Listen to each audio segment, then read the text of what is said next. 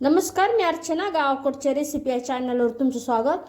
आज मस्त अशी वेगळी अशी पालकची भाजी दाखवणार आहे.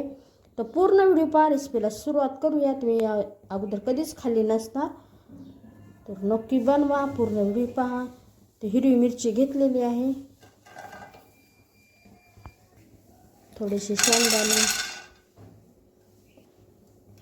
तेल, शेंगदाणे, हिरवी मिरची व्यवस्थित अशी भाजून घ्यायची. तेलामध्ये रंग बदलेपर्यंत. ठेच्यासाठी कसं भाजून घेतो त्या पद्धतीने भाजून झालेले. मिरचीलाही छान असा रंग आलेला आहे, डाग पडलेले आहे आणि शेंगदाणे व्यवस्थित भाजले गेलेले. गॅस बंद केलेला. लसूण थोडं परतून घेऊ. मिक्सरला बारीक करताना ओबडधोबडच असं बारीक करून घ्यायचं. मिक्सरचं बटन चालू बंद करून ओबडधोबड असं बारीक करून घ्यायचं. मस्त असा ठेचा तयार झालेला. पालक स्वच्छ धुवून देठ काढून असं कट करून घेतलेलं आहे बारीक. असं चाळणीत ठेवलेलं आहे.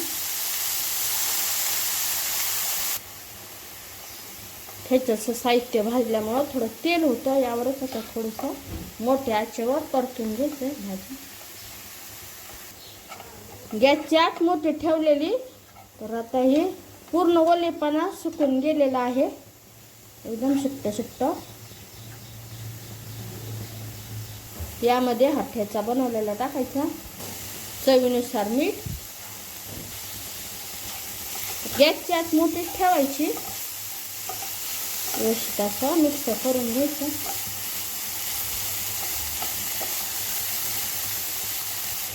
यावर आता किंचित तेल टाकायचं. जास्त तेल टाकायची गरज नाही आहे.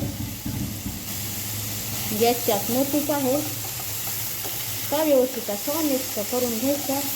पालक भाजी खायला आवडत नाही, या पद्धतीने बनवल्यावर नक्कीच एक टेस्ट संपून टाकाल एवढं टेस्टी बनतं. भाकरीसोबत खायला, चपातीसोबत खायला.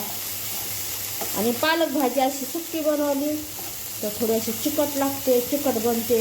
कारण पालकाला पाणी सुटतं. तर ही एकदम अशी सुट्टी सुट्टी बनलेली आहे. मस्त असा पालकाचा ठेचा. मस्त अशी ही पालकाची भाजी तयार झालेली आहे. ठेच्यातला पालक एकदम मोकळा सुटसुटीत, एकदम टेस्टी टेस्टी. तर व्हिडिओ आवडला असेल तर व्हिडिओला लाईक करा आणि जे हाईप येतं त्यावर क्लिक करा.